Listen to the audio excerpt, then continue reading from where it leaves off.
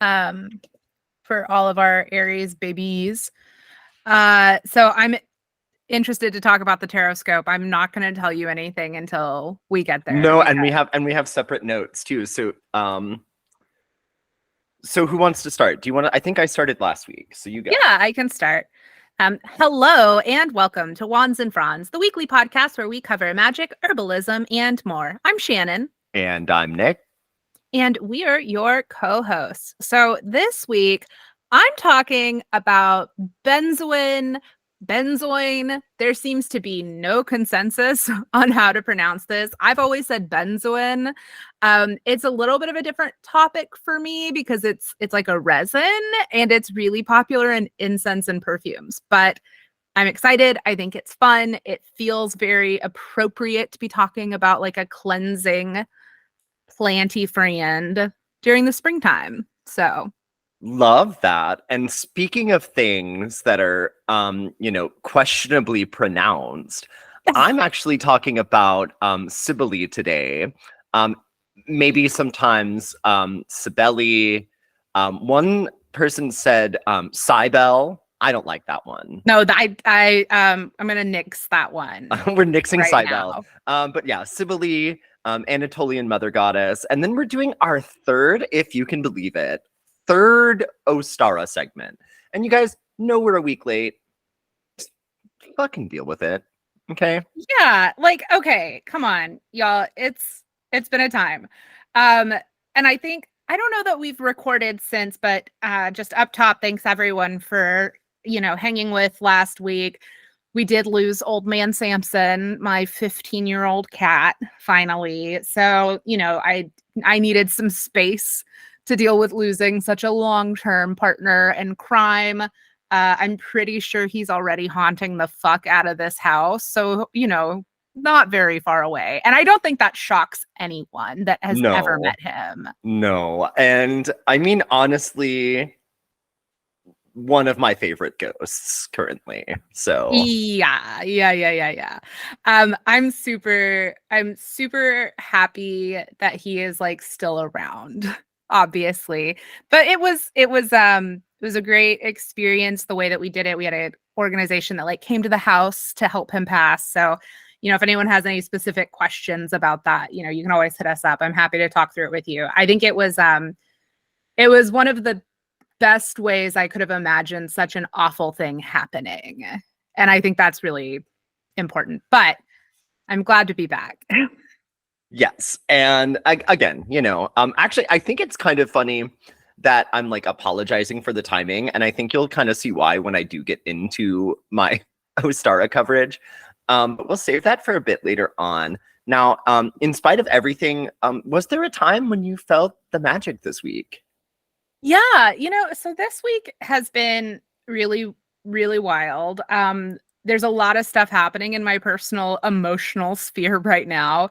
But yesterday, I when you're in those periods where you're really blue for a long time, I had like a crack in the clouds moment yesterday where I cleaned out the pantry, which I think is such a good Ostara type project for me.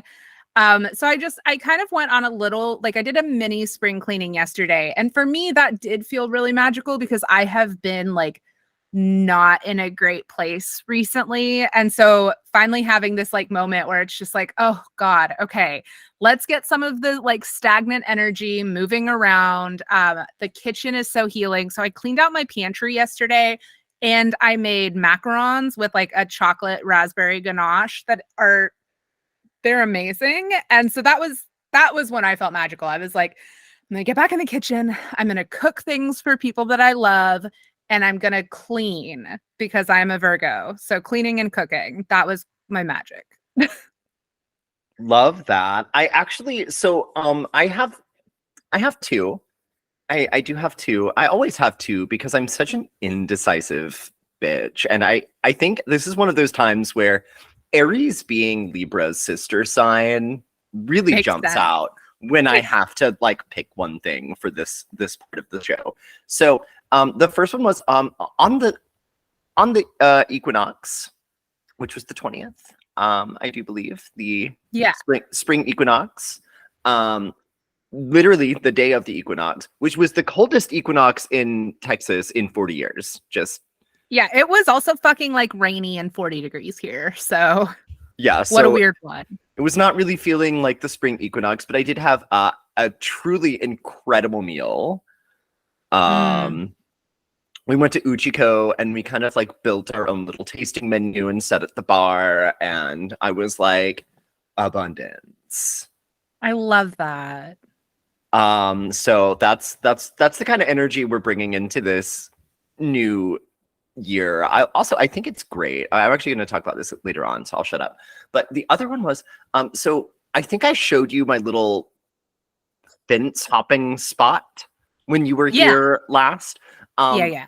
so you know how there's one of those like dwarf apartment trees right there? Mhm. And if you were to be climbing over the fence, you would be kind of right at face height with the top of that tree. Now, those little dwarf apartment trees put on these tiny, tiny, tiny little flowers in the springtime. So the whole thing's just covered, covered, covered. And when I tell you there was like 1,000 bees on this tree, and I just had to stop at the top of the fence. And I was just watching them kind of buzz this tree. And literally every single branch you looked at had a bee on it. And I was like, Ugh, I was just, love. it was so spring. It was so, it was nice, you know, because I'm not one of those people.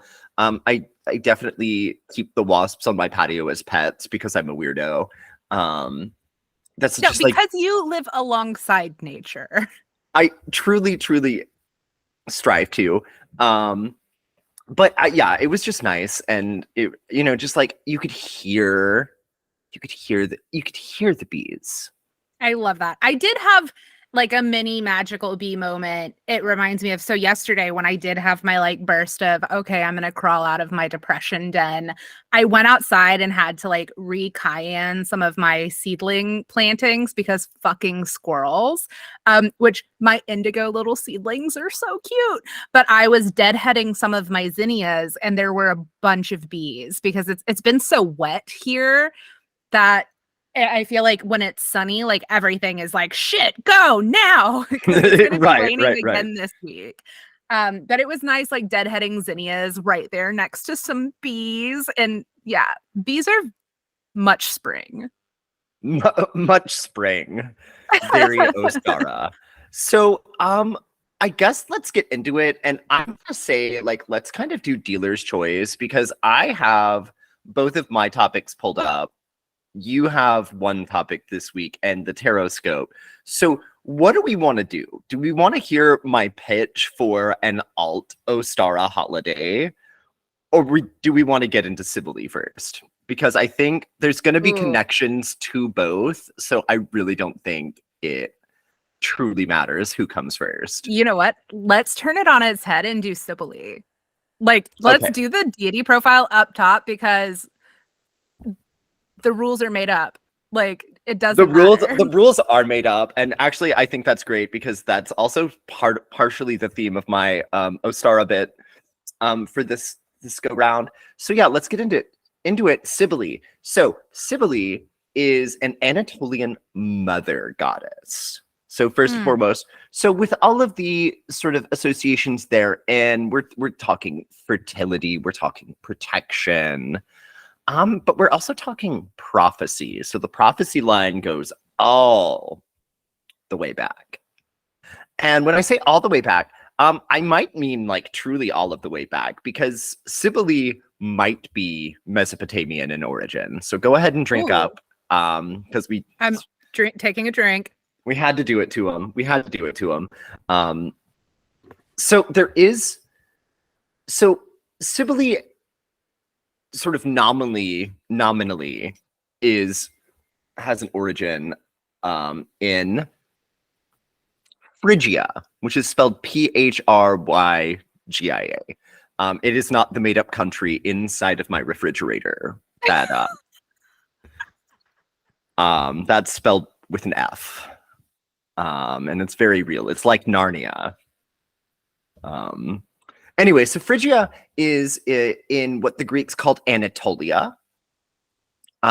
which is now sort of eastern Turkey. So it's Okay. the Asian side of Turkey. It's that side of the Bosporus.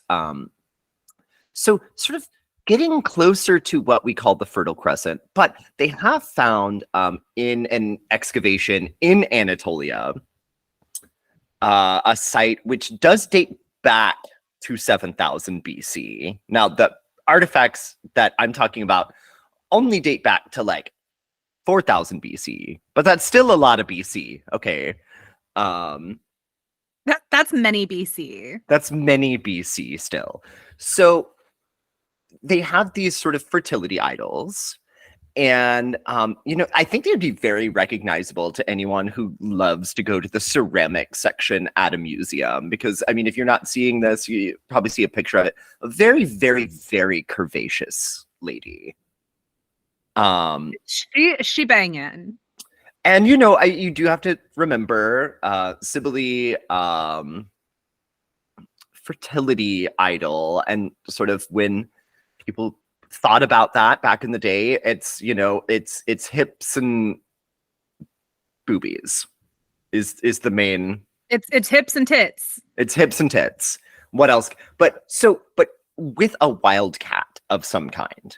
And that is this sort of through line too, where they can kind of say that they think that these idols are some form of the mater or Cybele or whatever. So the legend goes that Cybele was abandoned as a child and left to the wilderness to die, but was actually taken in by the wild animals, and specifically the wild cats. And they not only kept her alive, but also sort of trained her in the arts of wild magic. And then sort of she later becomes deified as this sort of all-mother goddess, right? Which is sort of like mundane to divine transformation. But in the sort of purely mythical realm, Cybele is sort of this all-mother character. So when she goes to Greece, and she's a traveling lady, okay, first and foremost. I also just have to plug, I just looked up some statue pictures of her, and manspreading was done by Cybele first. Oh, and it's truly all about the gender bending. Like Cybele is full on like not keeping those knees together. And I saw that and was like, okay, come through, queen. Like, no, truly, truly. Sorry, continue. I was just blown away. But it's sort of in mythology, Cybele is sort of like a Gaia character who creates the world and the people and the gods. And also, I did like this quote that I read that was like, because Cybele was uncreated. So we can't think of anything ever creating Cybele. Cybele is an uncreation. So that really got kind of the juices in my imagination going. It feels very like, when they try to rationalize God making everything, and then you're like, well, who made God? God is Christian God is an uncreation. And you're not supposed to ask questions after that. I mean, that's like a juicy term to think about. Truly, truly, truly. And something that I would love to sink my teeth into sometime, but there's a whole story that has to be told here. So Cybele was also heavily, heavily, heavily associated with like mountains and rock formations. Think Mother Earth, right? It's again, it's giving Gaia in the best way. But I do feel like, as sort of Artemis lovers, I love this idea of like being wild and being raised by the wilderness and then coming back as the most powerful sorceress and the most powerful oracle, that so much so that you eventually like become the top tier of all the gods. Yeah, I mean, it's like like the Romans really love the wild rearing of They things. do, and the Romans loved Cybele. But the cool thing about Cybele, though, is this story travels, and actually, well, I have to get into this later on. So Cybele also has, in mythology, an attendant called Attis. So, not the same Attis from other Greek mythology. This is its own thing. So they do kind of specify that the Greek mythological character Attis is Atys, and Cybele's consort is Attis. I So, love the distinction. but no, so is sort of the Gabrielle to Cybele's Xena, right? Traveling companion, sort of a minstrel kind of character, a handmaid, if you will, a valet, if you're fancy and British. Toss a coin to your Witcher, baby. I love a minstrel. No, truly, truly, truly. And in sort of the origin of so Attis was a mortal that was so in love with Cybele, the goddess, that he was sort of willing to do anything for her. And he went under a pine tree and castrated himself, and then bled to death. But then the sort of followers of Cybele were sort of so moved by this that they deified Attis as Cybele's consort, and then also took this sort of extra step of also making it mandatory to be castrated, to be a priest in the Cybelean cult. Okay, well, I have to say, I'm a little troubled. But let's keep going. And so, and I'm trying to like strip back the bits because a lot of the lore around Cybele comes from Roman Christians. Yeah. And can I just like say, what was it with ancient men and getting like really into genital mutilation for religion? Well, here's the thing. Here's the thing with the Cybele cult, right? So Greek colonists bring back the Cybele cult from Anatolia, and it's wildly popular. She's sort of invoked as one of the protectors of Athens, specifically. Okay. And which, again, this kind of mother energy, this protective energy, also kind of gets filtered into like these sort of Greek and Minoan mythologies. So like Rhea and Gaia and Demeter all have these aspects which are predated by Cybele, and they kind of pick and choose, right? But the cult of Cybele is alive and well because it travels from Anatolia to Greece, and in sort of its complete form. So you have this priesthood. The Romans called them the Galli, but sort of the official, unofficial term is Attis. So they're kind of taking on this role of this man who was so devoted to this mother goddess that he willingly, But so here's the thing, though, because actually, and I listened to a very, very interesting podcast about this specific aspect of it. This is really one of the earliest representations of sort of trans culture, which is publicly documented in history. So, and Cool. I mean, they still have surviving remnants of this in Greece and Italy, sort of under different guises, and it has kind of crept back into sort of, underground Christianity, right? They have these kind of gender bending,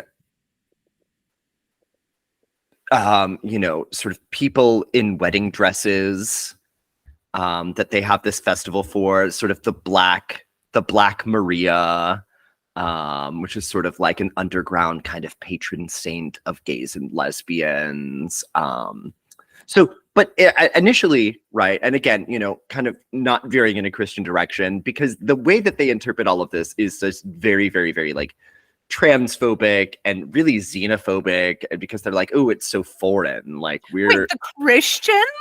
well, it's They not even, weren't polite? but I mean, even the Greeks, even the Greeks Yeah. were like, this is very Eastern.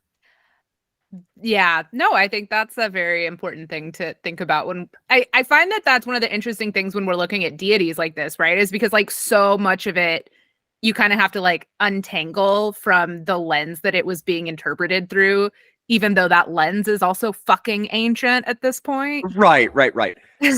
So basically, they were like, it's very foreign, but the priesthood itself existed. It was these sort of biologically male castrates initially, right? But it's not just that, because they would wear women's clothing. They would wear very, very heavy makeup. They would bleach their hair. They would grow their hair out into these sort of long, luxurious styles. Yeah, it's like these sound like trans women. And they would wear, sort of like exotic head dresses, and really like it's trans women, not castrated men. They use this language of castrated men as like kind of a diss in a way, right? But also, and I think this is something that I think was so interesting around this cult too, because really in a time when only men could be priests in these sort of official cults to various gods, in the cult of this sort of all-mother character, you do have to give up your masculinity, even though it's sort of only men can be priests. But in order to be a priest to Mother Earth, Cybele, you gotta give up your masculinity. Very interesting. And you have to embody the feminine. So it really does kind of straddle this line. And I mean, I'm going to be honest with you. One of the questions I really had was like, how would these people have identified? I feel like, yes, they probably identified more as women. Yeah, it's so interesting with things like this, like, because we're looking at it from 2023. We're looking at it from 2023. It's like our concept of gender has changed. Not to say that it's actually become more progressive or less, because I think arguably it's all very much a roller coaster throughout but history. you do have to give props to the ancient Greeks and Romans for kind of recognizing that there was a middle space between the biological sexes. Yeah, and that's, I think that, big ups to them for that, at least. But so we have this like, and they use this very Eastern symbolism. Of course, Cybele is recognized as a borrowed goddess, right? So even though the cult is prominent in the capital of Athens, even, and it's very widespread among the people, it is recognized as a non-Greek concoction. So, and you even have a lot of the priesthood still coming from Phrygia. And I just want to, can we just say, like, hi, anyone who like gives shit to modern magical practices for like mixing and matching from various places? That's clearly not a new practice. Clearly not a new practice, which we'll get into when I talk about Ostara too. But so the Greeks adopt Cybele pretty much, no questions asked, because supposedly this sort of process of giving up your masculinity to become closer to Cybele also made them very good at doing prophecy, which was lot. If I've said it once, I've said it 100 times. Your schlong is the thing stopping you from telling the future. Absolutely. I mean, if you think about Greece, all of the oracles were women. Yeah. So there is something to seeing the future being a feminine trait that was sort of ingrained in their culture. So apparently by becoming like Addis, you also sort of gained this power of prophecy. And prophecy factors into Cybele's next jump, which is to Rome. So during the hold on. Well, now I'm all jumbled up. But during the war with Carthage. Oh my gosh. One sec. It just says second war against Carthage. Now that's not right. The Second Punic War. The second Punic War.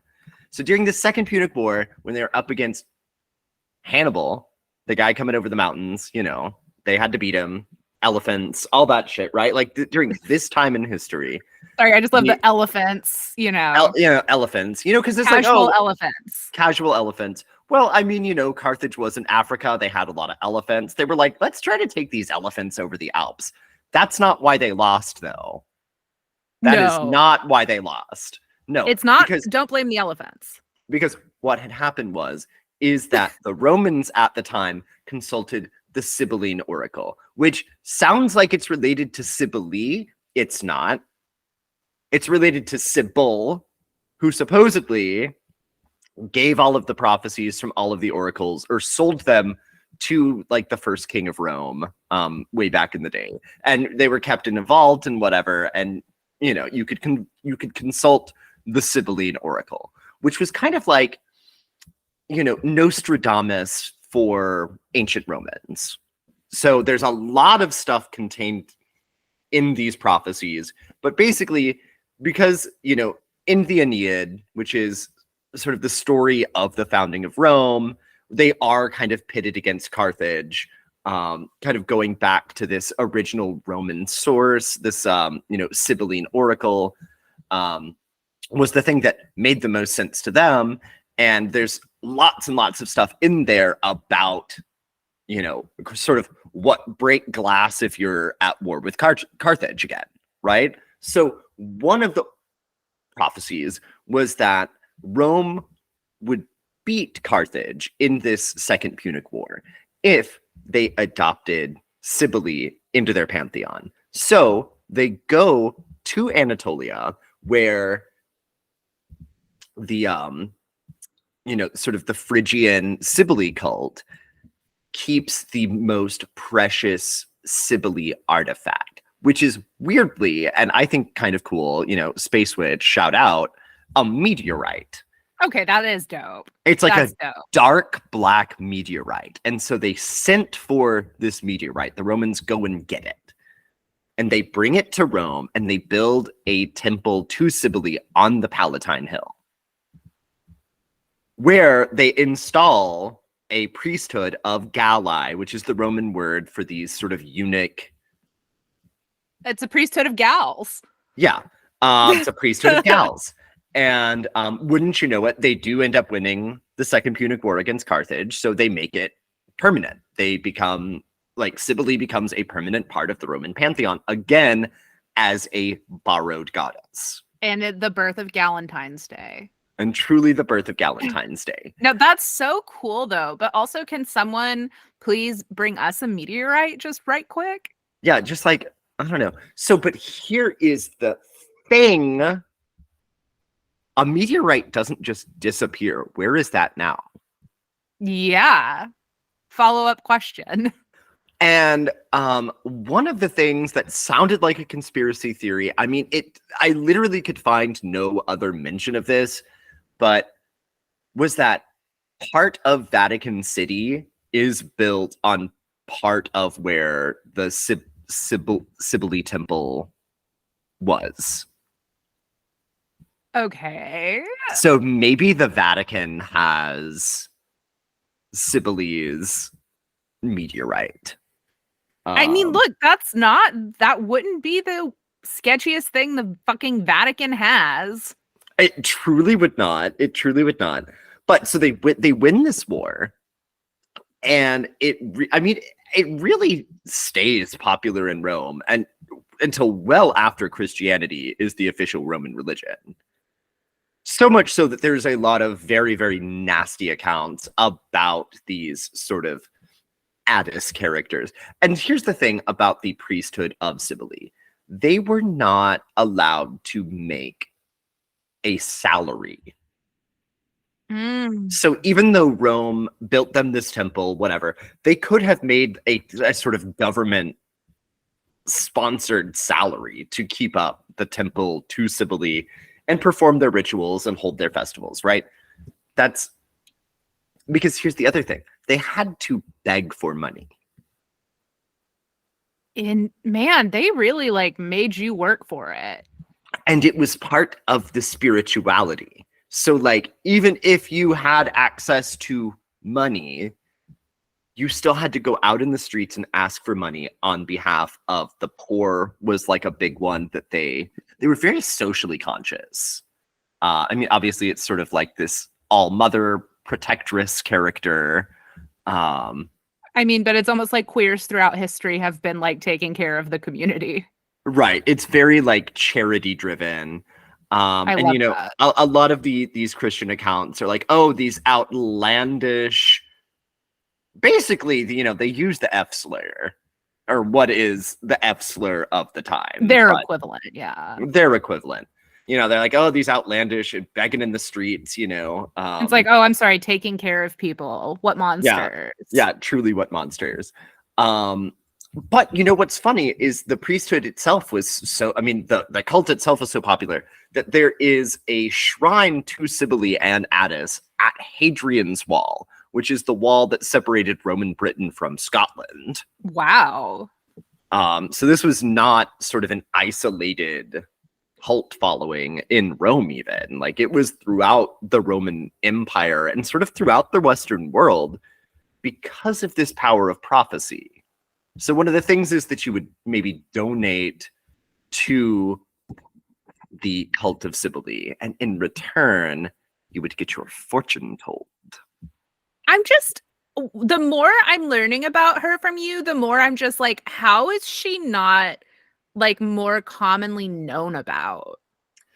Well, I here's the thing. I mean, transphobia, I'm sure. But transphobia, but also they were in direct competition with Christianity. Yeah. Because they were about equally as popular. And so when the Christians took over, not only did they take great pains to destroy the cult of Cybele, perhaps even building their holy site on top of Cybele's holy site in Rome. Just the pissing contest sort of shit that the Vatican would do, honestly. Well, and I mean, you know, Christians do this all over the world. Yeah, it is like their MO. They take like local stuff and they make Easter have bunnies because Jesus. They're like, this is a church. This is a church now. Yeah. Because we've put in a different roof. I'm sorry to tell you, this is Jesus's house now. So disregard the images of the green man. This belongs to Jesus now. This belongs to Jesus now. But no, so Cybele traveled far and wide, and truly between 4000 BC and literally like 500 AD. Continuously worshipped. Jesus, that's like bonkers. I'm a little disappointed in myself for not knowing like more about her. But I want to talk more about the blood and the pain. Yes. Because, okay, and actually we're kind of in between the two Cybele holidays that ancient Rome had. So one of them was the Holy Week, which starts in the Ides of March, which is the 15th of March. Ides just means middle. Yeah. Ides of March sounds so much more epic than just saying March 15th, though. Truly. But it would start around the Ides of March and end around the 27th of March. So they would have this Holy Week where they each day would kind of reenact a different portion of this Cybele and Attis story. So there was a day where they would whip themselves so that the flecks of blood would splash onto the Attis statue, commemorating his very, very famous and castration. And going back, this is where we can continue to say that kink does belong in the queer community. Kink does belong in the queer community, but that's also potentially the day when they would do the castrations for the new clergy members. Still just makes me a little like woozy. But there was also part of, so one of the big symbols of Cybele's cult is the lion overtaking a bull. Cybele raised by cats, theoretically. And in the Roman zodiac, Cybele was co-ruler of Leo, the lion. Because of that lion symbology, Cybele rides in on a chariot pulled by lions. When she's seated on her throne, she has a lion at her hand. Yeah, the chariot card vibes feel very Cybele, but it's like if you take out the sphinxes and just straight up make them lions. Right. So, and when Leo is rising in the zodiac, Taurus, the bull, is falling over the other horizon. So okay. I love that. So they would do a bull sacrifice on the day where they do all the whippings and the sacrifices and stuff is called the Day of Blood. Metal as fuck. The Day of Blood. It's like Deus Sanguinus or something. I'm gonna start calling the first day of my period Deus Sanguinus. Anyway, so the Day of Blood, and so initiates into Cybele's priesthood, the Galli, right, would stand in a pit, and there would be sort of a grating over the pit, which was probably just sideways logs, and then they would lead a bull over the top of this grating. Now keeping in mind there's people standing in a pit underneath, right? And there's a bull at ground level over the top. Again, it's probably just sideways logs. And then they would sacrifice the bull. And then as the bull bled to death, the people would just be standing in the pit underneath while the blood kind of rained down on them and sort of slowly filled up the pit.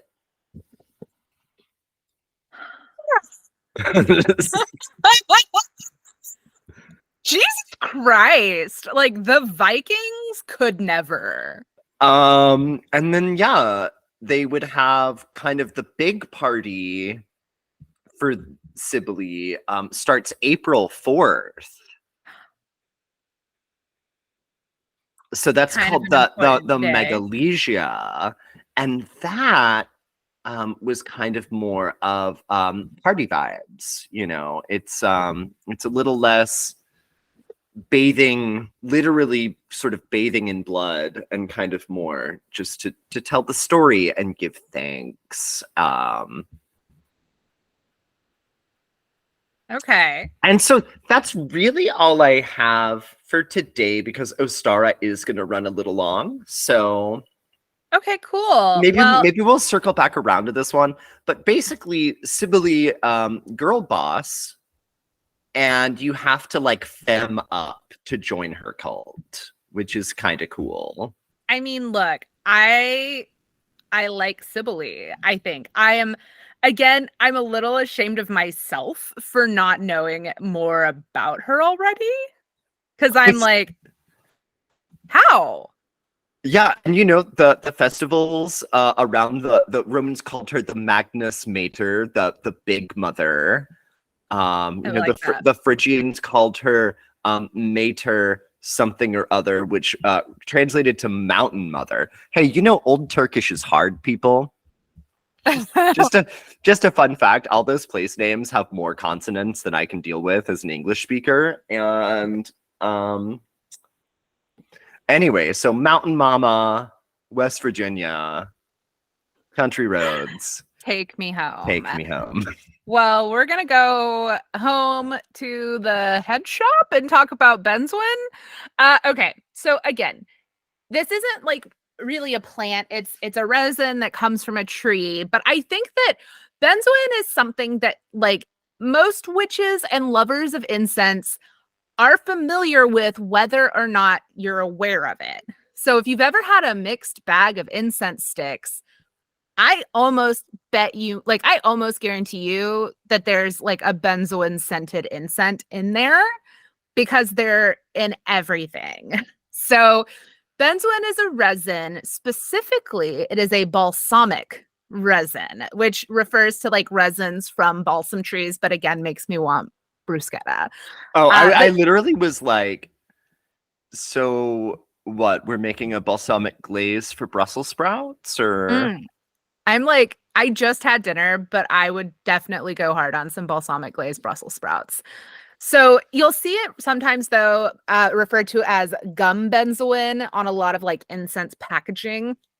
But the way it smells, it to me smells like warm vanilla with a little balsam in it. So it has that, it's just like a really sweet but refreshing smell. I like benzoin more than like pure vanilla scents because it's not something about having that like kind of tree green scent in it, I think really helps level it out, which is why I don't mind vanilla in some perfume blends if it's in there with a lot of like earthy green smells. Anyway, so benzoin comes from the bark of a few different type of trees in the genus Styrax. So Styrax, or commonly referred to as snowbells, which is just such a cute name. They're primarily found in Eastern and Southeastern Asia, but you can also find them in South America. They're kind of all over the place. They're really like a temperate, warm environment type of tree. They're often classified as large shrubs other than trees, but like they range a lot in size. So like some of the Styrax trees are like 6 feet tall, but some of them get up to 45 feet. The 45 footers aren't the most common, but you know, they're like a pretty average size big shrubby boy tree, right? So for our friends who aren't on this American measurement system that doesn't make any sense, that's 2 to 14 meters. So they have alternate leaves, though. They're deciduous or they're evergreens. They're ovate leaves. They're not really large. I mean, they kind of have like bay leaf size and look vibes to them. But the flowers, I think, are super cute. So they're what are referred to as pendulous flowers. So they hang upside down like bells. And they're white and they can get up to like 10 inches long. So they're super cute. Like that's where the snowbells comes from. They straight up look like something that a gnome would wear as a cute little hat. And gorge. I love it. But of course, the benzoin resin doesn't come from the flowers. It comes from the bark. So once a tree is about 7 years old, you can tap the bark to collect the sap, and it's harvested like almost the same way maple sap is. Like if you think about how like people tap maple trees, that's pretty much how they tap these different types of Styrax trees for benzoin. And then the hard tree resin, the crude tree resin is hardened. And then it's often put into like a solvent of some sort to extract the benzoin essential oils, or that tree resin, once it hardens, is like made into a powder. So again, it's like really vanilla-y. So it gets extracted into essential oils a lot for, you know, diffusers and stuff these days too. But the history, I think, of it is really interesting, right? So benzoin has been popular for a long time, since like antiquity. So they refer to it sometimes as storax resin. And I'm saying storax, not styrax. But it's been used in like perfumes, incense blends, and even medicine. And there are some disagreements among historians about which type of resin like old resources are referring to, because believe it or not, things, aren't always clearly traceable when there's, uh, the same type of tree, but in like different species all over the place. But there is a Turkish sweet gum tree that has like a similar resin that's probably like mixed in there with some of these resources that are referring to benzoin. But we can definitely presume that at least like some of the storax resin the ancient Greeks and the ancient Romans talk about was our friend benzoin, who we're talking about like today, right? So we know that benzoin from the Styrax officinalis was imported from the Near East by Phoenician merchants. We know this because Herodotus of Halicarnassus in the 5th century BC recorded different stories and talked about like different kinds of storax resin in trade. So he would talk about different like types of resin. So we know that benzoin had to have been one of them. So, we know that there was a mix. And Herodotus was like a historian. So like he took notes. These are good notes.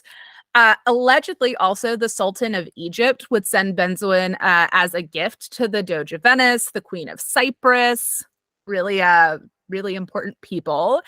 And there's also an argument to be made if you're someone interested in like biblical, specifically Old Testament history. In the book of Exodus, there's an incense that's like beloved by God, and some people say it could have been benzoin. And it also Although made, I also like the interpretation that it's weed. I mean, so does every like deadhead lover out there. Um, and Nick, I had to make sure you knew that benzoin did make its way to England in the 15th century. It came over in powdered form, and Queen Elizabeth the First wore perfumes made with benzoin. Oh, So not Liz one. Liz won. Liz won. Damn. Right?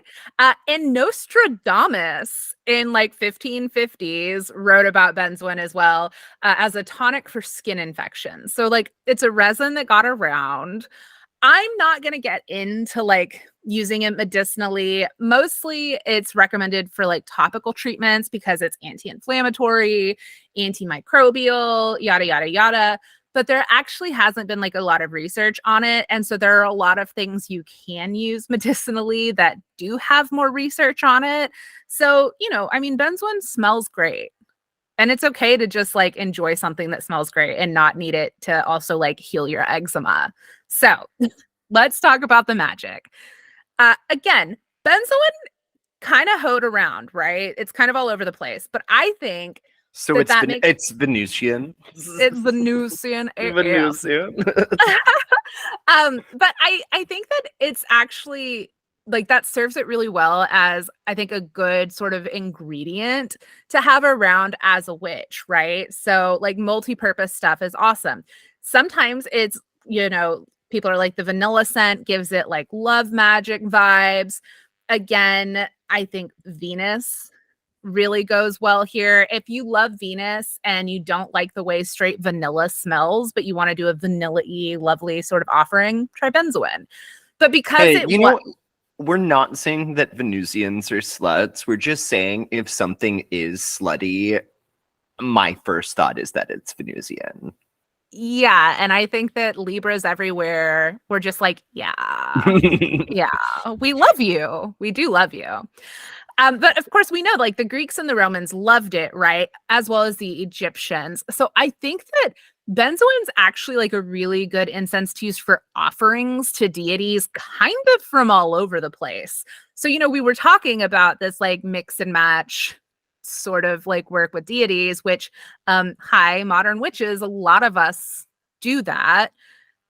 Benzoin's a great one, I think, to use for a lot of stuff. It's also recommended as like an herb for cleansing. Incense sticks in general are just like super convenient ways to do a smoke cleanse if you don't have like a bundle of herbs around. Just like carry a little plate and, take your incense sticks all over the place. You can use them even into like some smaller areas that you can't necessarily get smoke bundles into. They also, like, in some of the resources talked about benzoin being used for like restoring emotional balance, relaxation, even helping like soothe away sadness, grief, and anger. So you'll know I'm gonna say it's good for a bath, like doing incense while you're in the bath, because if you're not taking baths to restore emotional balance and to relax, what are you doing in there? Astral projecting, maybe we'll get to it. So it can also be, though, I think, in general, because of all of this that I've gone into, right? It's like it's good for like love. So it could be self-love. It's good for cleansing, for healing, soothing grief. Hi, shadow work, friend. Right? Like I think it kind of covers a lot of the bases to work with if you're doing shadow work. But then finally, I saw a few recommendations to use benzoin to help expand your consciousness and aid in psychic work. I mean, Nostradamus was talking about it, not for this, but who's to say it wasn't the benzoin that like gave Nostradamus the juice? We don't know, it didn't.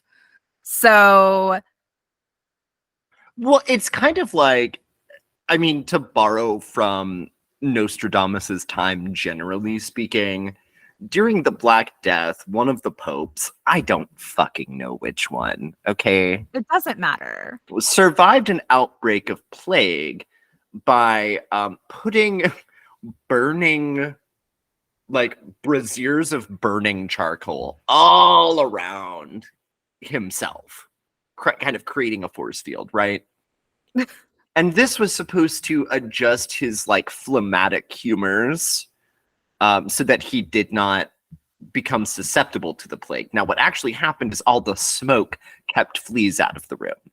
Yeah, it kept fleas out of the room and also kept every other person away from him. So it's like humors aren't real.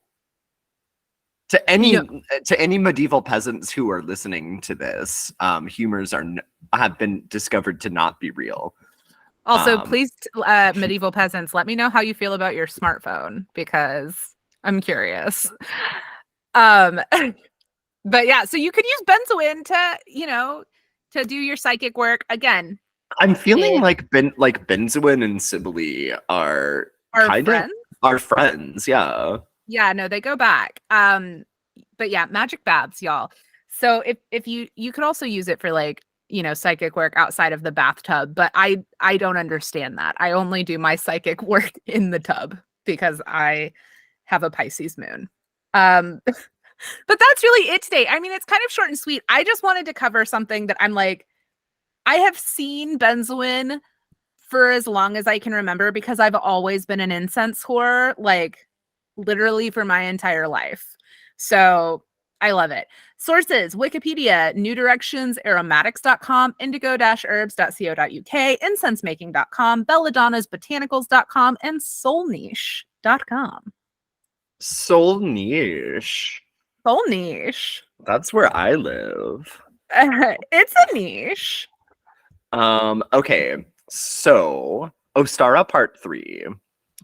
And I'm just gonna get into it, right? Because I had a vision for this, and then I lost it, and then I have this new vision, right? Which is sort of pitching alt Ostara. Okay, let's hear it. I'm excited. So everyone who's listened to our previous Sabbat episodes knows that we do occasionally take a step back and say, I'm not sure if this is exactly for me.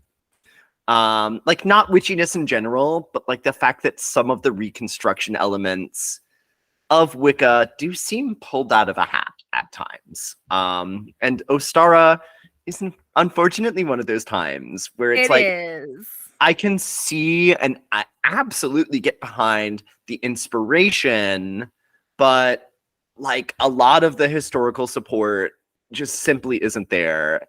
And frankly, it's a little uninspiring. Yeah. It's derivative. I never loved Easter either. Like, it's just not, I don't know. It's not my vibe. Right. And like, not to generalize too harshly, but a lot of the spiritualist community in the late 19th and early 20th centuries were like really into white supremacy and Aleister Crowley and the Golden Dawn and truly just a melange of wacky shit. And really toxic shit, y'all. Like Crowley's not a good guy. And all of that to say, like, maybe not in this particular case, but sometimes you can't help but wonder what things could have been like if different people had been, in the room, so to Yeah. speak. If maybe a more diverse cast had a seat at the table, perhaps. Right. When they were piecing together the lore and sort of piecing together this like new Wiccan wheel of the year that we ultimately have ended up with, right? And then I remember that witchcraft is cool because we all get to choose our own path. And also, if we all just sat around doing stuff just because we're supposed to, and because some like ghost loving Edwardians wrote it down, we would be Christians. Ew. And that's not who we want to be. Which is a good place to dive into the takedown portion of this segment, which is that Ostara does seem like a largely ex-Christian community's answer to pagan Easter. Yep. And like, I know that early on, Christianity did take a lot of the symbolism from European pagans and incorporate it into their Easter celebration. But then sort of trying to deconstruct it and attach it to this goddess, Estra or Ostara, who does not have a lot of historical basis, feels derivative and a little uninspired because we're like trying to keep the rabbit and the egg when we've largely forgotten the symbolism of it all in the first place. Yeah. And guys, rabbits and eggs, like, come on. We I can do mean, better. They're fine. They're fun. We get it. But like, and it's like, I want something for city witches. Like if you live in the country, if you are a farmer, rabbits and eggs and things like that are going to be these like symbols of fertility and springtime. But I live in an apartment. yeah. And also, like, you know what? I don't live near like fields of rabbits, and I don't get fucking fresh eggs. So it's city living shit. It's city living shit. Which is, and I would say, in my very biased opinion, that spring is the best. Like spring is pretty dope. Like you can feel the world coming to life in a very sexy way. And you really can't help but be inspired. And I will admit that this Ostara season, I felt inspired to take that step back and lean into one of my recurring fantasies of what if I got to be in the Wicca planning committee and pitch what I would want to see for a spring equinox festival. And so this segment kind of turned into that. This is my Ostara pitch for the committee. I'm here. Okay. And Shannon, you will be playing the part of the committee. And I'm doing my pitch to you. Okay. Let me just have a sip of wine before I really get into this because all ears. I've poured my heart and soul into this, truly.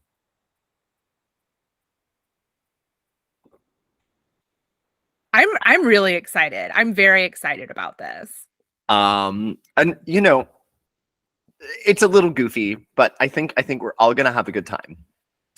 So, as you all know, I stay on my Dionysus/Artemis shit. So you should already know if it's coming from me, it's coming from a togas, wine, debauchery, outdoor party place, right? Yes. So naturally, if I'm looking for inspo for what I would see for a spring equinox do, I'm obviously looking at Greece and Rome to see what they have for this very special time of the year, which is also notably around my birthday. Very notably. And I am so excited because I found something that literally checks all my boxes. The OG festival was literally held on the Ides of March, aka March 15th. And there's very nice historical connection that is tangible.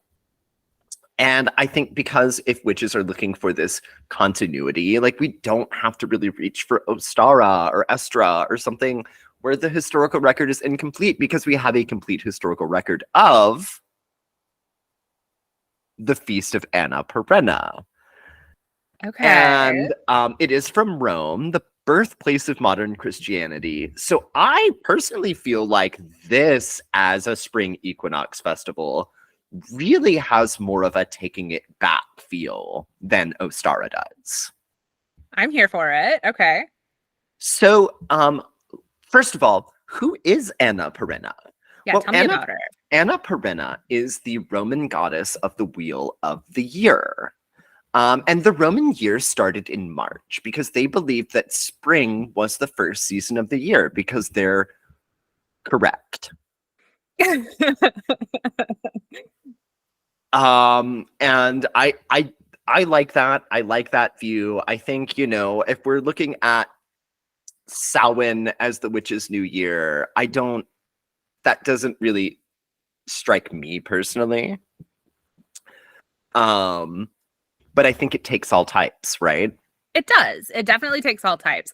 I still feel like, to me, Samhain definitely makes more sense than Jan 1 still. I agree. Because, like, what the fuck? The middle of winter? That's when we're doing this? The start? Yeah, truly. Anyway. Well, no, because I would say that fall does kind of feel like the end of the year, and therefore the beginning of the new year. Like, fall feels like the end of the year, but spring feels like the beginning of the year. Yeah. I get that. I could see that. So I could see it both ways, right? I truly can. And we're not trying to replace the new year with spring. I'm just saying the Romans believed that spring was the new year. And fair enough. And fair enough. I see where they're coming from with that. So Anna Perenna, I keep wanting to say it like say Anna Karenina. Anna Perenna. Boop. Anna Karenina is the goddess of the wheel of the year, and is sort of someone that you would make sacrifices and devotions to for a long life, is sort of the top ask for Anna Perenna. So like the toppest ask. Well, and we'll get into it, but okay, because there's actually a really fun ritual around this that I think is just it's so Dionysian, and I love it. Okay, so there's two competing stories about how Anna Perenna gained divinity, right? So the first is during the first plebeian revolt in Rome. An old woman named Anna baked little cakes and breads for the plebeian resistance, because they were being kind of choked out by the patricians, the upper class, the fancy people, who were basically like, get back to work. And so this woman of means, who I took sides with the plebeians in their revolt, fed them little cakes and breads, and because it got them through, and they got, it was sort of like a union movement, right? Where like they held out long enough, they got their demands, and she becomes a folk hero. And then when she dies, it's said that they continued to worship her as like a folk deity, so much so that she becomes this sort of homegrown Roman folk goddess of Anna Perenna. And having achieved this status, because so many people worshipped her on their household altars, there's actually a story that she then impersonates Minerva to fuck Mars. Okay. So you just imagine, and when think of that, I think of like Blanche from Golden Girls, because that Yeah. seems like, Yeah. kind of a lusty old lady who, through being just an icon and for the working people. I mean, y'all know I'm a socialist, so I love when a story comes around and it's like, she's famous because she helped the peasants revolt against their unkind masters. And so she's for the people, which we'll get into the festival later on. But I think it's important to note that real life Anna Perenna was for the people. And then there's sort of like this mythical telling, which does kind of go back to the Aeneid as well, where Anna Perenna was Dido's sister. And then after Dido committed suicide, she went on the run from her other brother, Pygmalion.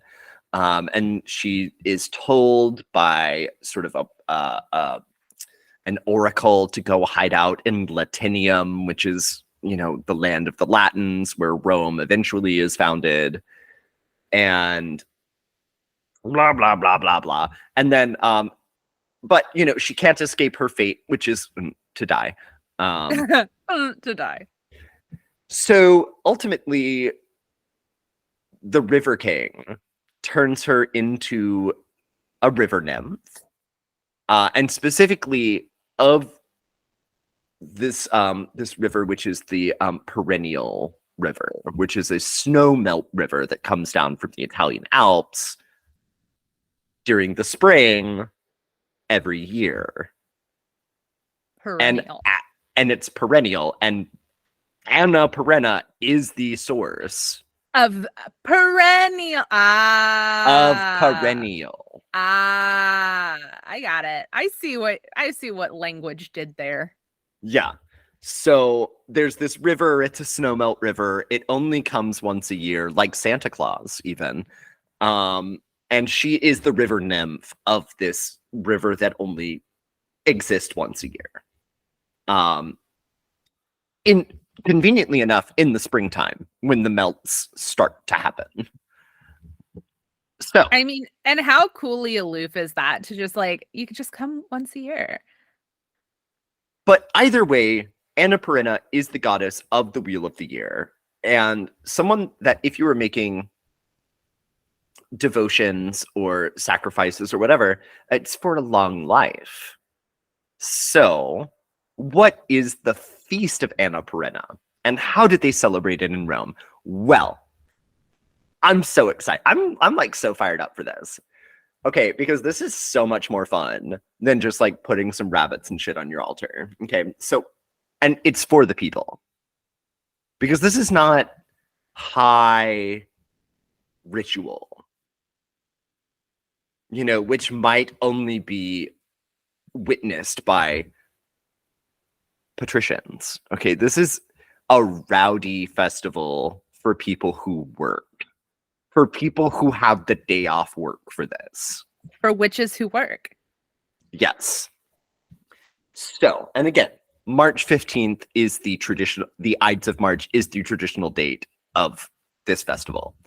And yes, it was happening when they killed Caesar.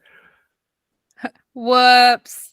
So they had to interrupt that particular party to tell people that Caesar had been killed. Which I think is just interesting historical context. Yeah, I'm like, to be a fly on that wall.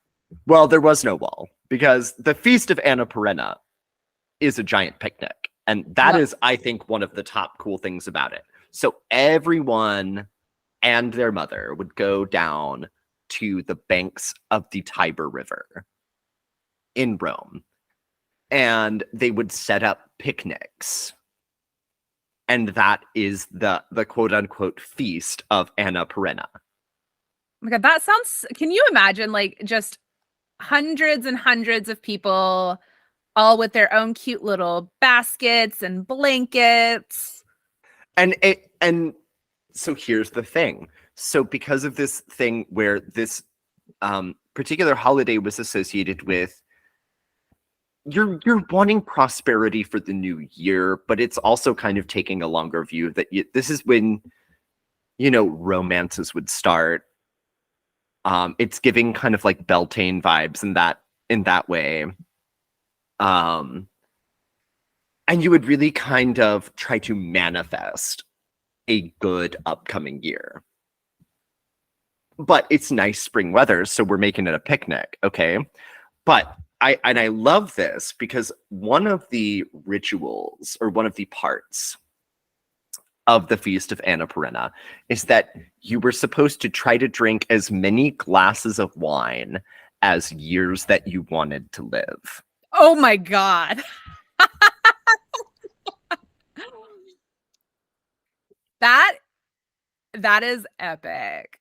That is epic.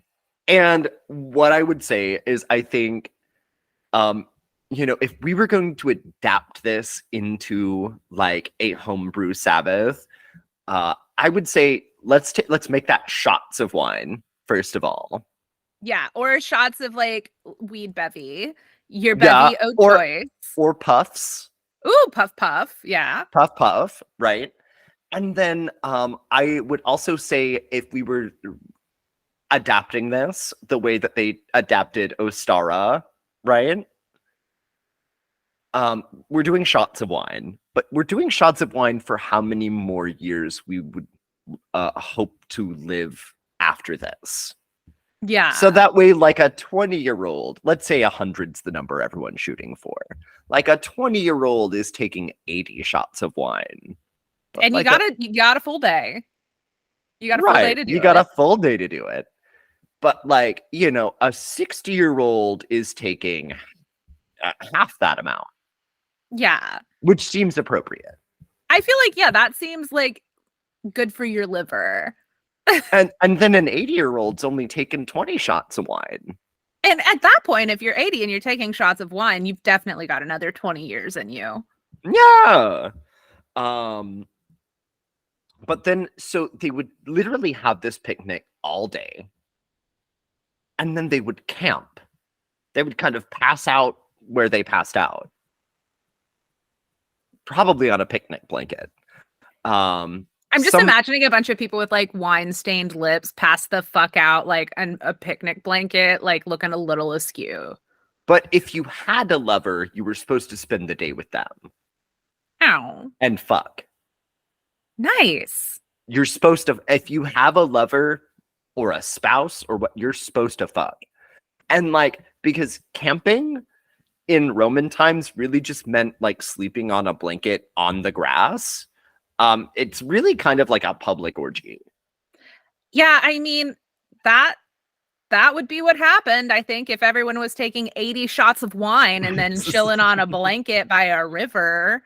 So let me just kind of like give you the bullet points here. So the Feast of Anna Perenna, everyone goes down by the river.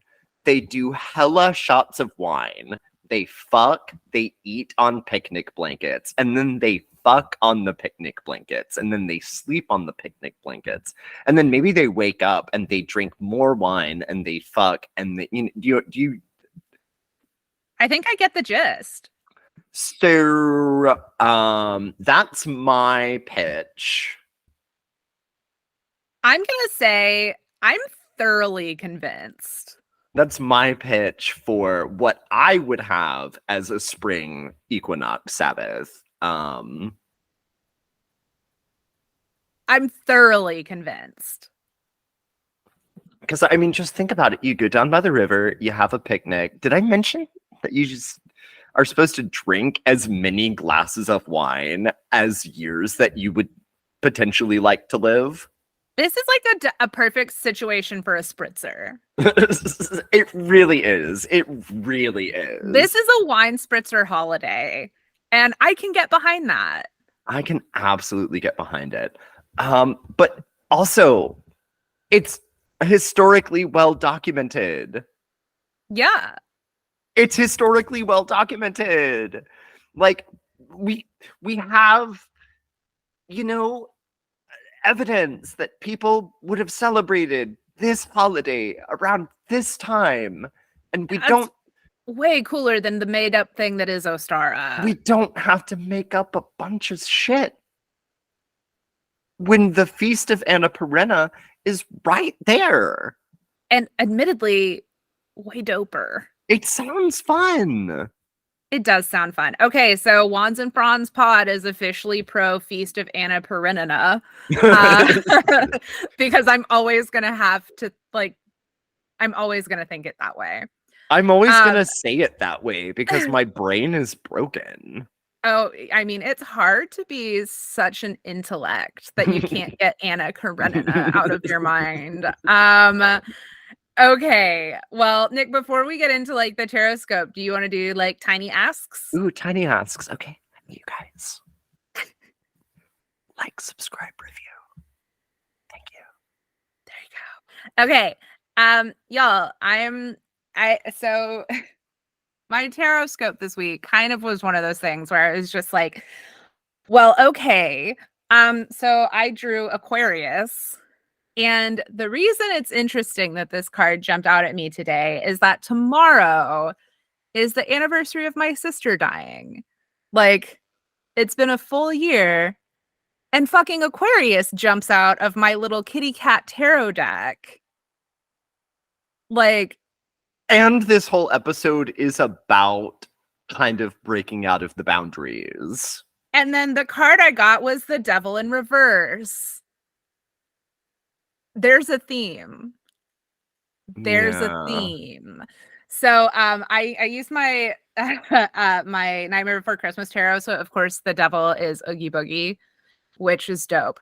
But in reverse, like the devil card is, the reverse devil, you can be kind of going into a dark night of the soul, but I don't feel like that's what this is, Aquarius. I feel like I'm interpreting this as that you're ready for a spiritual up level, but you need to like let go of some shit. Like you need to release whatever those like habits are, or those unhealthy thought patterns, weird religious hangups that you still have from like a past life as a Christian.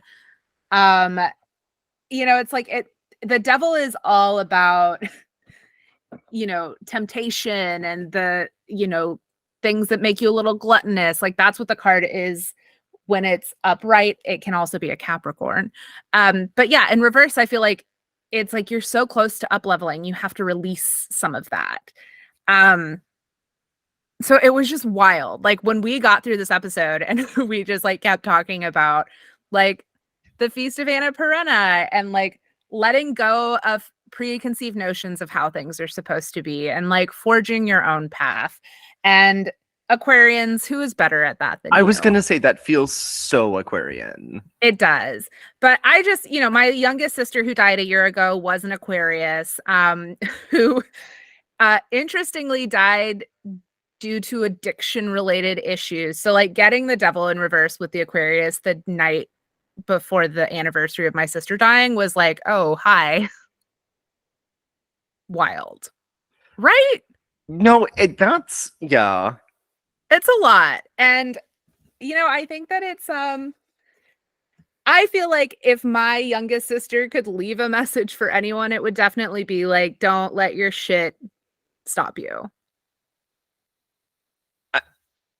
Very touching. Yeah. Anyway, so that's what I got. That's what I got for the tarot scope. It just like kind of made my brain go, Jesus Christ, all right. And I just want to say, kind of before we sign off, for all of the purists out there that are just like really into the Wiccan interpretation of the Wheel of the Year, like, I think the point of what I'm trying to say about Ostara is that you can do that if that's what you'd like to do. Yeah. But if that doesn't feel great to you, because admittedly, Ostara has always been the one where I'm like, we didn't do anything really this year either, because it's like, I'm not inspired by it. The Feast of Anna Perenna, I feel like I would get stoked to plan something around that. Well, and I kind of didn't do this intentionally, but like I went out and had like a very nice dinner with like a tasting menu on the solstice, Yeah. which the solstice to me is more the holiday than Huh. like the celestial movement. As someone who identifies as, you know, at least partially sometimes a space witch, which, you know, today is actually the day of that crazy conjunction. Yeah. And the energy is interesting. It is very, I mean, it's loopy, but I'm into it. It is. I'm like, all I want to do is sit down and play my game. Anyway, well, Nick, I'll let you do this part the best. All right. Well, Shannon,